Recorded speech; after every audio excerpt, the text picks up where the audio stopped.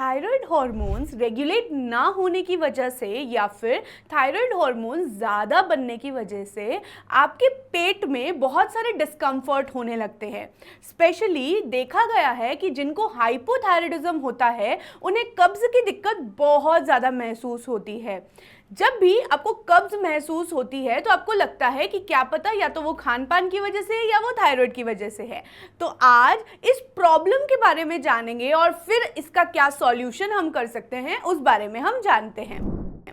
सबसे पहले अगर आपको थायराइड का प्रॉब्लम हो गया है तो उसकी वजह से आपकी जो इंटेस्टाइन मतलब जो आते हैं वो एक मूवमेंट करती हैं। उस मूवमेंट को बोलते हैं पेरिस्टाल्टिक मूवमेंट, मतलब आपकी आते जो हैं वो मोशन करती हैं जिसके थ्रू आपका खाना नीचे की तरफ आता है। आप देखेंगे कि जब भी आपको हाइपोथायराइडिज्म या थायराइड रिलेटेड कुछ भी प्रॉब्लम होती है, ऐसे टाइम पर आपकी आंतों की मूवमेंट कम हो जाती है, मतलब पेरिस्टाल्टिक मूवमेंट कम हो जाता है। पेरिस्टाल्टिक मूवमेंट कम होने की वजह से अक्सर कब्ज की दिक्कत आप लोगों को महसूस होती है। इस कब्ज की दिक्कत की वजह से पेट साफ ना होना, पेट में दर्द रहना या गैस बने रहना, ऐसा लगता है कि फूला फूला है पेट और अच्छे से साफ नहीं हो रहा है, बार बार आप स्टूल करने जाते हैं, मतलब बार बार आप जाते हैं लेकिन आप फ्रेश नहीं हो पाते हैं अच्छे से, इन इफेक्चुअल अर्ज अगर आपको रहती है तो ये थायराइड की वजह से हो सकती है। लेकिन अगर ये दिक्कत आपको है तो आप इसका सॉल्यूशन बहुत इजीली से ढूंढ सकते हैं। कैसे? सबसे इंपॉर्टेंट है फाइबर्स को खाना। देखिए, फाइबर्स को दो कैटेगरी में मैं डिवाइड कर देती हूँ, सॉल्युबल और इनसॉल्युबल फाइबर्स। दोनों ही इंपॉर्टेंट है अगर आपको कॉन्स्टिपेशन मतलब कब्ज का दिक्कत हो रहा है तो। सॉल्युबल फाइबर्स जो होते हैं, जैसे फ्रूट्स हैं उसमें सॉल्युबल फाइबर्स हैं, आप वो खा सकते हैं। बहुत सारे फ्रूट्स अपनी डाइट में ऐड कर सकते हैं, सैलेड खा सकते हैं। अगर इनसॉल्युबल की बात करें तो एक ऐसे फाइबर्स जो हमारी बॉडी में एब्जॉर्ब नहीं होते हैं, मतलब हमारी बॉडी उसको यूज़ नहीं कर सकती है, लेकिन वो पेट साफ करने में बहुत मददगार होते हैं। वो फाइबर्स आपके जो मल है उसके अंदर पानी डालकर उसे मूवमेंट कराता है, मतलब आपको अच्छे से मूवमेंट कराता है। आपका मोशन जो है पेट में वो अच्छे से करा देता है, एब्जॉर्ब कर लेता है सारा का सारा पानी उन फाइबर्स से, और साथ में आपको जब आप स्टूल करते हैं तो आपको ड्राई स्टूल नहीं होता है और आपको कब्ज नहीं होती है। तो अगर आपको ऐसी दिक्कत महसूस हो रही है तो आप इनसॉल्युबल फाइबर्स को भी ले सकते हैं।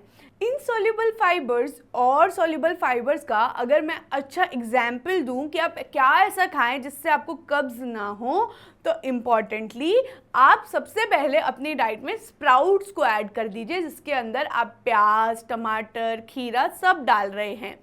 एक बाउल ऑफ स्प्राउट्स, या तो वो मूंग के हों, मटकी के हों, आप चने के भी खा सकते हैं, आप कोई भी तरह के स्प्राउट्स अपनी डाइट में ऐड करिए जिसके अंदर बहुत सारे प्याज, टमाटर, खीरा हो और नींबू हो। ये आपकी बॉडी के लिए अच्छा है।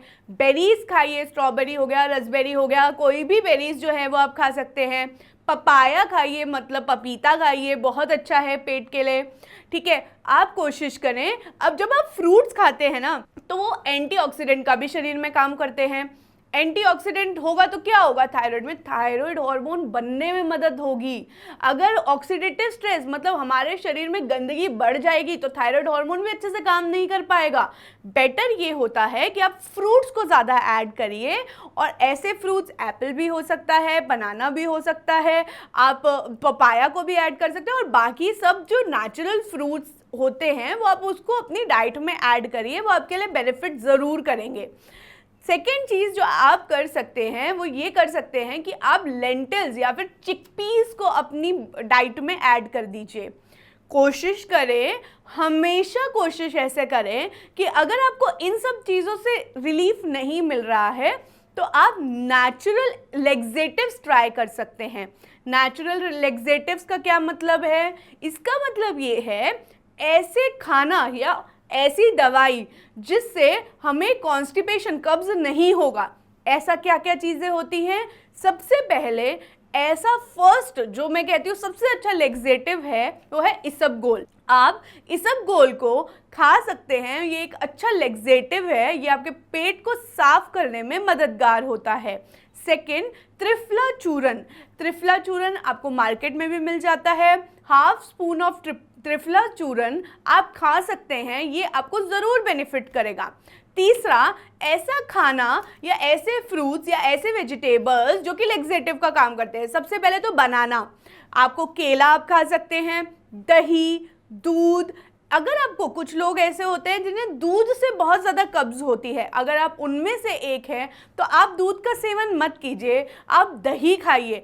दही हमारे इंटेस्टाइन आंतों के लिए बहुत ज़रूरी चीज़ होती है। जब भी आप दही खाते हैं तो आपके इंटेस्टाइन्स में बहुत सारे बैक्टीरिया, जो अच्छे बैक्टीरिया हैं, जो आपके पेट के लिए बहुत अच्छे हैं, ऐसे बैक्टीरिया क्योंकि दही में होते हैं तो आपको ये मददगार होगी। आप योगर्ट खा सकते हैं। ऐसे कुछ डाइटरी चेंजेस आप कर सकते हैं जिससे आपको थायराइड का प्रॉब्लम, उसके साथ में जब कॉन्स्टिपेशन हो रहा है तो उसमें रिलीफ मिलेगा। थर्ड चीज़ जो आप कर सकते हैं, देखिए ये बहुत स्टडीज़ में बताया गया है कि जब भी हम सेडेंट्री लाइफ जीते हैं, सेडेंट्री का मेरा मतलब ये है कि ऐसी लाइफ जिसके अंदर हम बहुत ज़्यादा काम नहीं करते हैं, हम घर में रहते हैं, ऑफिस का काम करते हैं, मेंटली हम काम कर रहे हैं लेकिन फिजिकली हम उतना काम नहीं कर रहे हैं, ऐसे समय पर हमको बहुत ज़्यादा प्रॉब्लम्स होती हैं। ऐसे समय पर कब्ज होने के चांसेस भी बढ़ जाते हैं।